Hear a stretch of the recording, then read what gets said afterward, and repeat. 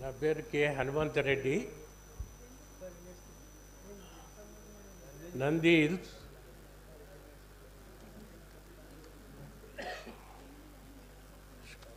సమయాభావం వల్ల ఈ మక్కపాటి మంగళ గారు నిర్వహణలో జరిగే ఈ కార్యక్రమానికి విచ్చేసిన అందరికీ నమస్సుమాంజలి అర్పిస్తూ, జీవన గమనం శీర్షిక. చిరుత ప్రాయమదంత చింతలేని బ్రతుకు, బాల్యమునందంత బడిలో చదువు, కౌమార దశయందు కాలేజీ చదువులు, ఉద్యోగముల వేట ఉనికి బాట, యుక్త వయసులోన యువతితో పెళ్ళాట, సంతాన యోగము సంతసాలు, బరువు బాధ్యతలెన్నో బ్రతుకున ముడివడ, సుఖము జీవితము శూన్యమగును, పొదుపు చేయమనము పోగేను సంపద, కలిసి వస్తే కలిమి మిగులు, మంచి పనులు చేసి మన్నన పొందుము, మార్గదర్శివయ్యి మసలు కొనుము, వార్ధక్యమనునది వచ్చునెవరికైనా, తప్పనట్టి స్థితి తనువుకెప్పుడు, ఆరోగ్యముగనుండ అలవాటు చేసుకో, నడక వీలు పడితే నడుచుచుండు, అనుభవసారంబునాచరించు మెప్పుడు, కొడుకు కోడలిపైన కూర్మి చూపు, తాతయ్య అనుకుంటూ తనుపై పడుకుంటూ, మనుమలు మరియును మనుమరాండ్రు ఆడుకొనుచునుంటే ఆనందమది ఎంతో, స్వర్గమనక మనకు సొంత ఇల్లే, ఇంటిలోన మనం మన వారికి ఇష్టమై బతికిన ధన్య జీవితము ధరణియందు, పరమాత్మనందరం ప్రార్థించవలెనురా, మంచి పనులు చేయ మనమునెప్పుడు, మనుజ జన్మ మనకు మాధవుడిచ్చెను, మానవ సేవను మనము చేయ, మంచి చేయవలను మైలోన జనులకు, మరువరెప్పుడు నిన్ను మనసునందు, అవసాన దశయందు ఆదరింపగ నిన్ను మంచి మనీషిగా మసలు కొనుము, కాళ్ళు చేతులన్నీ కదలాడునప్పుడే దైవ ధ్యానం ముందు ధ్యాస ఉంచు, ఆత్మవీడు సమయమాసన్నమవగానే దైవనామందే దర్శనంబు. ధన్యవాదములు. ఆత్మీయ అతిథిగా హేమలత గారు వేదికను అలంకరించవలసిందిగా కోరుచున్నాము. హేమలత గారు.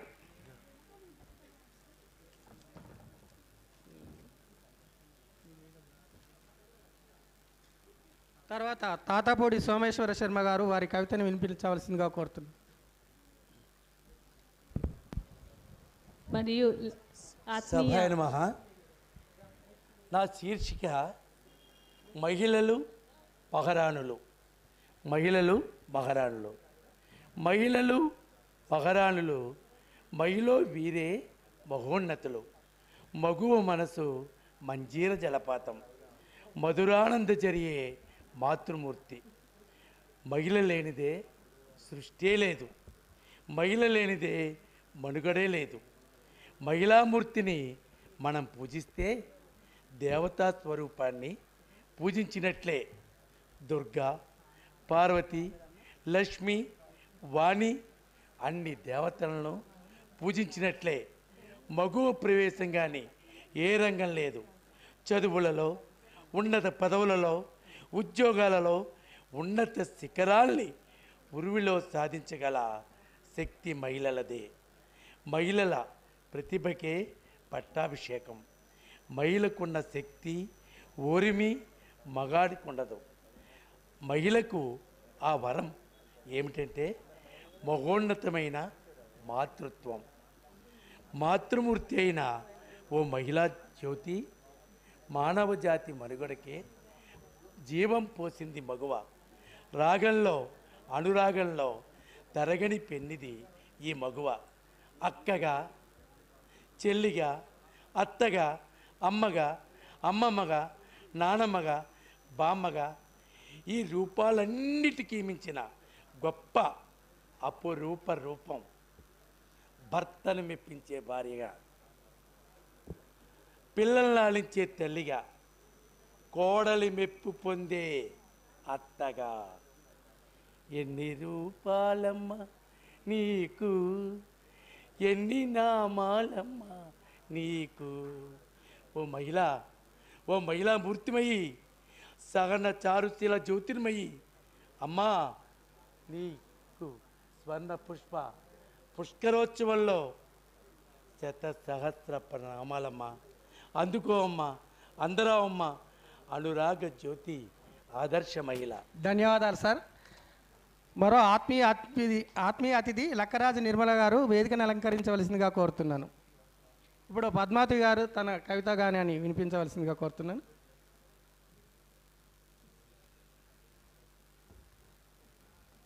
సభా సరస్వతికి నమస్సులు. విశిష్ట అతిథులకి, సాహితీ మిత్రులకి నా నమస్సులు. ఈరోజు నా కవిత అనే మక్కపాటి గారు ప్రారంభించిన ఈ హృదయ భారతిలో నేటి మహిళ గురించి రాయమన్నారు. నేటి మహిళ గురించి నేను చదవబోయే కవిత. ఆమె ప్రకృతికే అంతర్భాగం, సృష్టికి సమభాగం, సహన సౌశల్యానికి సాక్షర సత్యం, జీవన నావకు చుక్కానిలా, గృహసీమకు రాణిలా, ఆత్మవిశ్వాసానికి గీర్వాణి, విద్యా సౌగంధములు వెదజల్లే పూబోణి, శక్తియుక్తుల సాహస ధైర్యాలకు సమబాణి, సుగుణాల ఖని, వివేక విచక్షణల చూడామణి, ఆత్మీయానురాగాల కల్పవల్లి, రసరమ్య శృంగార సౌందర్య కావ్యాలకు అపరంజి బొమ్మ, చెల్లి అయి, తల్లి అయి, భార్య అయి, మమతానురాగాలనందించు భాగ్యరాశి, ముదితల్ నేర్వగరాని విద్యగలదే ముద్దార నేర్పించినన్, విద్యా వైద్య సాంకేతిక సైనిక శక్తిగా నా సాటి మేటి ఇలలో లేరంటూ భువికి మణి కిరీటంలా నిలిచిన స్థిర సంకల్ప చైతన్య రాశి, స్వాభిమానమే అభిమానంగా, ఆత్మగౌరవమే ఆరాధ్యంగా, ఇలకే పూజ్యమై విలసిల్లిన కార్యదీక్షా సంకల్ప శక్తి, సృష్టి స్థితి లయకారిణి, చైతన్య విజ్ఞానానికి అధికారిణి, అనుబంధాలకు ఆత్మీయతలు నందించు అలివేణి, కళలకు కాణాచి, సహనం త్యాగంతో విలసిల్లిన మదర్ థెరిసా, కత్తి పట్టిన, కలం పట్టిన, విజ్ఞానాంబుదిలో మునకలు వేసిన, వేదనలెన్నో భరించిన, అమ్మగా బిడ్డలను ప్రేమించిన, ఆత్మవిశ్వాసంతో ప్రగతికి దారులు వేసిన అభ్యుదయ నారి, ఇలా లేరెవ్వరు ఆమెకు సాటి. ఇది నా కవిత. ధన్యవాదాలు. ధన్యవాదాలు మేడం.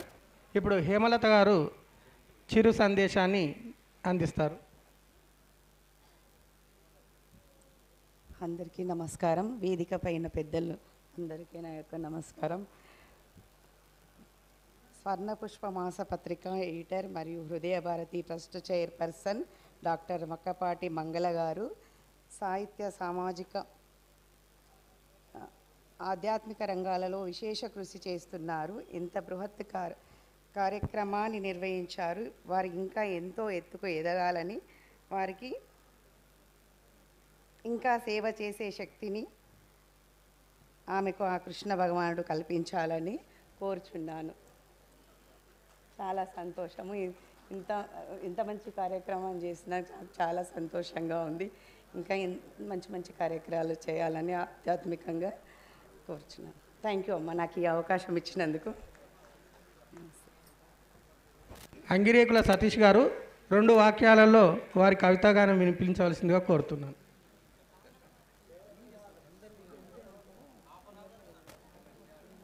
సభా సరస్వతికి నమస్కారం. నా పేరు సతీష్ అంగిరేకుల, సరూర్ నగర్, రంగారెడ్డి జిల్లా.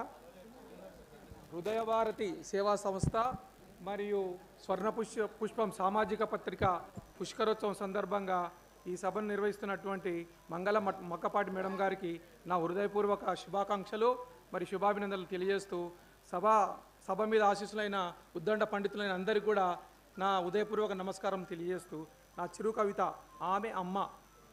మమతకు రూపం ఆమె, క్షమతకు నేస్తం ఆమె, సృష్టికి ప్రాణం ఆమె, ప్రతి సృష్టికి జీవం ఆమె, నవమాసాలు మోసేది ఆమె, నట్టింట్లో నడియాడగా మురిసేది ఆమె, ఇవ్వడంలో ముందుండేది ఆమె, తీసుకోవడంలో వెనుకుండేది ఆమె, కష్టాల్లో కడదాకా ఉండేది ఆమె, కన్నీరు రాకుండా చూసేది ఆమె, విజయానికి పొంగిపోయేది ఆమె, అపజయానికి కుంగిపోకుండా చూసేది ఆమె, బాధలను దాచుకునేది ఆమె, బంధాలను పంచుకునేది ఆమె, మనం నవ్వితే ఆనందపడేది ఆమె, మనం ఏడిస్తే బాధపడేది ఆమె, మన ఇష్టాలను తన ఇష్టాలుగా భావించేది ఆమె, మన కష్టాలను తన కష్టాలుగా స్వీకరించేది ఆమె, కల్మషము లేని కరుణాశీలి ఆమె, స్వార్థం లేని సౌజన్యశీలి ఆమె, జీవనానికి అర్థం ఆమె, జీవితానికి పరమార్థం ఆమె, వర్ణాలు లేనికి దూరం ఆమె,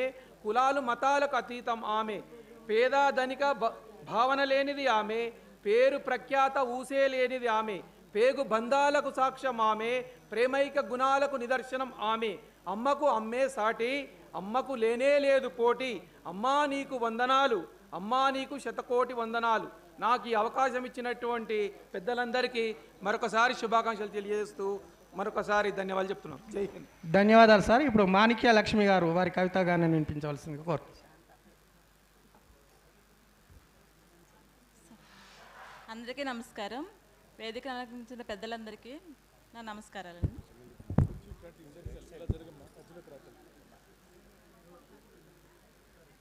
నా అంశం భారతంలో స్త్రీ. నా శీర్షిక చైతన్య దీప్తి. మహిళా స్ఫూర్తి కదిలించే కావ్యం. స్త్రీ ఒక చైతన్య దీప్తి. స్త్రీ లేకపోతే జననం లేదు. ప్రపంచ దేశాలలో భారత స్త్రీకి ఉన్నది పవిత్ర స్థానం. భారతంలో స్త్రీ అందరి హృదయాలను గెలిచే నెచ్చెలి. ఇంటికి దీపం, కంటికి వెలుగు, సమయానుకూలంగా అడుగడుగునా పోరాటం. నీకు నీవే ధైర్యం, నీకు నీవే తోడు నీడగా నిన్ను నువ్వు మలుచుకో. జీవన ప్రగతికి అవసరం మహిళా భౌతవ్యం. ఓర్పు నేర్పుతో ఆమెకు ఆమె సాటి. అమ్మగా, అక్కగా, చెల్లిగా, ఆలిగా, కోడలిగా, ఆత్మీయతతో అనురాగం పంచే అమృతమూర్తి. స్త్రీకి ఇంటా బయట సహస్రావధానమే. నీకు నీవే ధైర్యం, నిన్ను నువ్వు తీర్చిదిద్దుకో. పురాతన కాలం నాటి నుంచి లింగ వివక్ష మారుతున్న కాలంలో మరమనుషులుగా స్త్రీ మగ మనసుకు విలువేది. ఇంటా బయట వేధింపులు, మానవత్వం మంటగేసేనే. దినదిన రాష్ట్రీకాల నడుమ నీకు నీవే ధైర్యం. ఆత్మస్థైర్యంతో నిన్ను నువ్వు తీర్చిదిద్దుకో. స్త్రీ శక్తి విశ్వదీప్తి. మారాలి నీ నడక, ఎప్పుడూ తడబడక. గుండెల్లో గుణపములు దించేదిగా కావాలి నీవు. నీకు నీవే ధైర్యం, నిన్ను నీవు తీర్చిదిద్దుకో. మరో రుద్రమ్మదేవిగా, అసురుల పార్టీకి అపరకాలికగా. నాకు ఈ అవకాశం ఇచ్చినందుకు ధన్యవాదాలు మేడం. ధన్యవాదాలు. తర్వాత అవసల ఆంజనేయులు గారు 2 వాక్యాలలో పూర్తి చేయండి సార్. అందరికీ నమస్కారం. ఇంటిని కాపాడేది ఇల్లాలే ఈ జగతిలో, ఆలుమగల బంధానికి అతివే మూలం ఇలలో. అవనిని మించిన ఓర్పుతో అనునిత్యం అండ నిలువ, అడుగడుగున చేదోడుగా భవితకి బాటైనడుగా. పుట్టిందొక చోటైతే మెట్టినింటి నుద్ధరించ, అమ్మా నాన్నలను వదిలి తోబుట్టులను విడిచి, పతియేతన ప్రాణంగా బ్రతుకు నుంచి పయనమవగా, సతిగా మోడితో సగమై జీవితాన్ని దారపోయు. బంధాలను పెనవేయగా అందరూ తనవారే అనగా, భర్త విలువను పెంచగా కుటుంబ భారాన్ని మోయు 7 అడుగుల బంధాన్ని ఎరుకజేయి పుడమినందు పడతిని చులకన చేసి పలుకులు మా నాలినరులు. ధన్యవాదాలు సార్. డి నరేందర్ గారు. వేదికను అలంకరించిన పెద్దలందరికీ నా శతసహస్రకోటి పాదావందనాలు. నేను సార్ శిష్యుని, నేను ఇంత అదృష్టం నాకు సార్ మీ ముందు 2 మాటలు. మాతృదేవోభవ, వేదాల్లో మొదటి మాట అంట మాతృదేవోభవ అంట. అమ్మ అనే ఒక మాట అంట ఇలలో సరితూగదు ఏ కావ్యం అంట.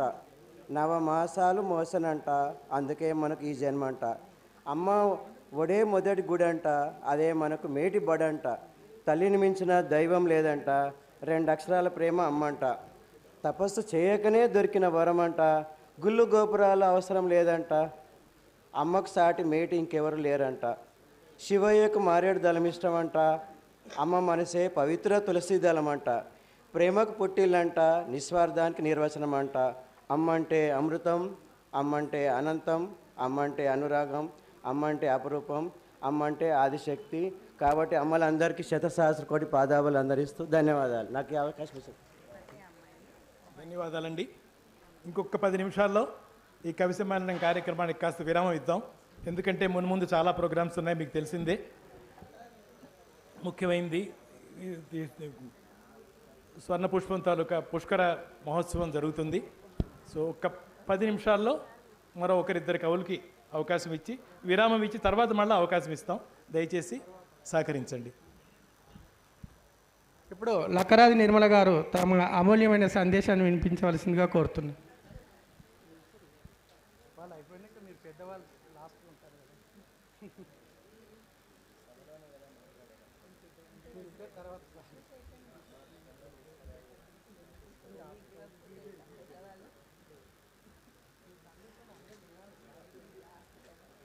పూజ్యులైన పెద్దలకి, గౌరవనీయులకి పాదాభివందనం చేస్తున్నాను.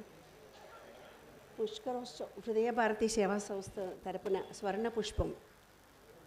స్వర్ణం అంటే బంగారం, పుష్పం అంటే అపురూపమైంది. అపురూపమైన పుష్పం అంటే మనకు దొరకదు ఎప్పుడు. స్వర్ణ పుష్పం, బంగారం అంటే ఒక వైబ్రేషన్, ఒక ఆకర్షణ, ఒక శక్తి.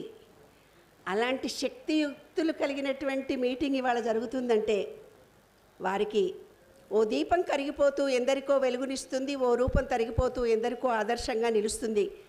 ఈ నెక్స్ట్ జనరేషన్కి కవిత్వాన్ని, సాహిత్యాన్ని ప్రోత్సహిస్తూ ముందుకెళ్తున్నటువంటి స్వర్ణ పుష్పం పుష్కరోత్సవాలకి ఆశీస్సులు ఇస్తున్నాను. ఇంకా దినదినాభివృద్ధి చెందాలని మనస్ఫూర్తిగా కోరుకుంటున్నాను. ఇంకొకటి, ఇక్కడ ఉన్న వాళ్ళందరూ వేదిక మీద మా పాలమూరు ఆత్మీయులు, మా పుట్టింటి వాళ్ళు, మా అమ్మ నాన్నను అందరినీ చూసినటువంటి అనుభూతి నాకు కలిగింది.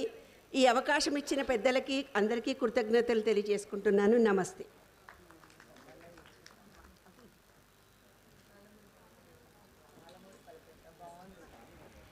విజ్ఞాన కని, ఆధ్యాత్మికవేత్త, ఆచార్య వసన చిన్నప్ప గారు వారి అమూల్యమైన సందేశాన్ని వినిపిస్తారని సవినీయంగా కోరుతున్నాను.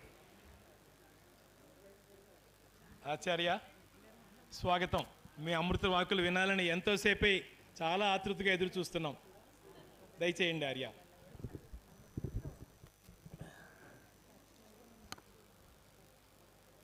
హృదయ భారతికి స్వాగతం. స్వర్ణ ఎవరు మాట్లాడొద్దు. స్వర్ణ పుష్పానికి స్వాగతం. అసలు మంగళ అంటేనే ఒక మంత్రపుష్పం. మంగళ అంటే నా దృష్టిలో ఒక మంత్రపుష్పం. అందుకే ఆమె ఒక స్వర్ణ పుష్పాన్ని మనకు అందిస్తూ ఉంది. ఒకసారి చప్పట్లు కొట్టండి, ఇబ్బంది ఏం లేదు. వాళ్ళు కవిత్వం చదివినప్పుడు చప్పట్లు కొట్టరు, నేను మాట్లాడినప్పుడు చప్పట్లు కొట్టరు, మళ్ళీ ఇంకెందుకు చెప్పండి. హృదయ భారతి సేవా సంస్థతో నాకు ఈనాటి ముఖ్య అతిథి ఆచార్య కసిరెడ్డి వెంకటరెడ్డి గారికి చాలా దగ్గరి అనుబంధం ఉంది. ఎందుకంటే మంగళ గారు ఏ మంగళకరమైనటువంటి కార్యక్రమాన్ని ఆరంభించినా మమ్మల్ని పిలుస్తుంది ఆమె తప్పకుండా. మేము ఈ సేవా సంస్థకు మేనమామల వంటి వాళ్ళం, మేనమామల వంటి వాళ్ళం మేము. కృష్ణునికి కంసుడు కూడా మామ, కానీ అలాంటి మామలం కాము, అలాంటి మామలం కాము మేము. ఆమె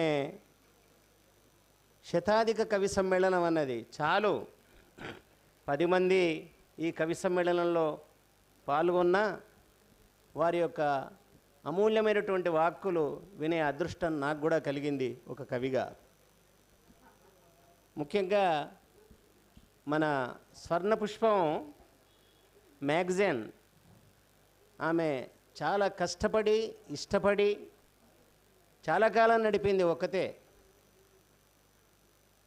ఒక స్త్రీ ఒక పత్రికకు సంపాదకురాలిగా ఉండడం కానీ, ఒక సంస్థను నడపడం కానీ, తన భుజస్కంధాల మీద వేసుకొని ఇలాంటి సాహిత్య సాంస్కృతిక కార్యక్రమాలను మనల్ని అందరినీ పిలిచి నడపడం కానీ ఇది చాలా గొప్ప విషయంగా నేను భావిస్తాను. అయితే స్త్రీకున్నటువంటి మహోన్నతమైన స్థానం స్త్రీ మర్చిపోయింది. భారత స్త్రీ తన యొక్క స్థానాన్ని తాను మరిచిపోవడం వల్లనే భారతదేశం కొంచెం వెనుకబడి ఉన్నది అని నా భావన. ఎందుకో ఈ నిఘంటువుల్లో ఈ నిఘంటుకారులు కొన్ని తప్పులు చేశారనిపిస్తుంది నాకు. మీకు తెలియని విషయం చెప్తా. భర్త అంటే భరించువాడు అని అర్థం ఎలా ఉందో, భార్య అంటే భరించున్నది అని అర్థం. భరింపబడున్నది అనే అర్థం ఎప్పుడైతే ఆ నిఘంటువులో ఎవడు రాశాడో ఏమో, అప్పుడే ఏమైపోయింది అంటే భార్య పడిపోయింది, భార్య స్థానం పడిపోయింది. కానీ వైదికంగా భర్త ఏ కార్యక్రమాన్ని చేసినా ఆమెను తన కుడివైపు ఉంచుకొని ఆ పని చేసేవాడు. యజ్ఞం చేసేటప్పుడు వైదికంగా కుడివైపు భార్యను కూర్చుండబెట్టుకొని తాను ఆ పని చేయాలి. ఎందుకంటే ఆమె సహధర్మచారిణి కనుక, ఆమె శరీరంలో సగం కనుక. కానీ ఇవంతా భారతీయులు మనమే మర్చిపోతే ప్రపంచం ఎట్లా గుర్తుపెట్టుకుంటుంది? ఏదో మన స్త్రీలు అమెరికాకి వెళ్ళారు, ఆస్ట్రేలియాకి వెళ్ళారు, మారిపోయినారు, భారతీయ సంస్కృతిని మార్చేశారు అని కాదు. మన సంస్కృతి, మన సనాతన ధర్మం వేదాల్లో ఉంది, ఉపనిషత్తుల్లో ఉంది, దర్శనాల్లో ఉంది. ఒకసారి చూడండి. ఉపనిషత్తులు చెబుతాయి భార్య భర్త అనే మాటకు చక్కని ఉదాహరణ ఏమిటి అంటే, ఒక విత్తనమట, ఒక విత్తనంలోని 2 పలుకులే భార్యాభర్తలట. ఎంత మహోన్నతంగా చెప్పాడు చూడండి. ఇది భారతీయ సంస్కృతి. ఒక విత్తనంలో ఒకటే పలుకుంటే అది మొలకెత్తదు. ఏమే అంటే సంతానానికి దోహదం చెయ్యాలి అంటే, ఆ విత్తు మొలకెత్తాలి అంటే తప్పకుండా అందులో 2 విత్తులు ఉండాలి. కాబట్టి భార్యాభర్తలంటే ఒక విత్తులోని 2 పలుకులు అని ఉపనిషత్తులు చెబుతున్నాయి. అంతేకాదు మనకు స్త్రీకున్న గౌరవం ఏమిటి అంటే, మాతృమాన్ పితృమాన్ ఆచార్యవాన్ పురుషో వేద. మనిషి అయినటువంటి వానికి మంచి అమ్మ, మంచి నాన్న, మంచి గురువు ఉంటే వాడు మంచి మనిషి అట, లేకపోతే చెడ్డ మనిషి అట. మళ్ళీ స్త్రీలు ఎంతమందికి అర్థమైపోతుంది? ప్రథమ గురువు అనేది విడిచిపెట్టిపోయి మొత్తం అంతా భర్త మీదనే అన్ని బాధ్యతలు మోపేసి వంట పనికి, లేకపోతే ఇంటి పనికి, లేకపోతే ఉద్యోగానికి పరిమితమయ్యారు. కానీ స్త్రీలు ఎప్పుడైతే తాము ప్రథమ గురువులను అనుకొని పిల్లల్ని తీర్చిదిద్దుతారో అప్పుడే ఆ పిల్లలు గొప్పవాళ్ళు అవుతారని మీకు మనవి చేస్తూ ఉన్నాను నేను. అంతేకాదు భార్యాభర్తల యొక్క మైత్రిని బృహదారణ్యోపనిషత్తు చాలా గొప్పగా చెప్తుంది. ఆ పుస్తకానికి మా వెంకటరెడ్డి గారు చక్కని పీఠిక రాశారు. స్వీయ కామన గోరు నాథుడు ప్రీతిపాత్రుడు కాడు భార్యకు. భార్య కామన గోరు నాథుడే భార్యకెప్పుడు ప్రీతిపాత్రుడు. స్వీయ కామన కోరు భామిని ప్రీతిపాత్రము కాదు భర్తకు. భర్త కామన కోరు భామిని భర్తకెప్పుడు ప్రీతిపాత్రము. ఎందుకు మనం పార్వతీ పరమేశ్వరుని ఆరాధిస్తున్నాం? ఎందుకు మనం లక్ష్మీనారాయణను ఆరాధిస్తున్నాం? ఎందుకు చెప్పండి? ఎందుకు వాళ్ళని ఎందుకు ఆరాధిస్తున్నాం మనం? అలా ఉండడానికే. కాబట్టి మా మంగళ అంటాను నేను. ఆయన ఏది చేసినా మంగళకరమైన పని చేస్తుంది. కాబట్టి నేటి మహిళను గురించి, నేటి కవులకు కవయిత్రులకు వాళ్ళ చేత మంచి కవిత్వాన్ని రాయించినందుకు ఆమెను నేను చాలా చాలా అభినందిస్తూ, ఇది మహోత్సవమే నిజంగా. ఎందుకంటే చాలామంది కవయిత్రులు ఉన్నారు, నాకు తెలుసు, కవులు కూడా ఉన్నారు. వాళ్లకు మన సనాతన ధర్మం అన్నా, మన సంస్కృతి అన్నా, మన సాహిత్యం అన్నా వాళ్ళకు పట్టదు, గిట్టదు. ఎప్పుడు కూడా వాళ్ళు పడమటి దేశాల వైపే తలదిప్పి చూస్తూ ఉంటారు. వాళ్ళు తలతిక్కల వాళ్ళని వాళ్ళకు పేరు పెట్టాను నేను. వీణారెడ్డిది కూడా పాలమూరే. పాలమూరు అంటే ఏమి లేదు, పాలలాంటి మనస్సు కలిగినటువంటి వాళ్ళు అని అనుకోండి, ఇబ్బంది ఏముంది?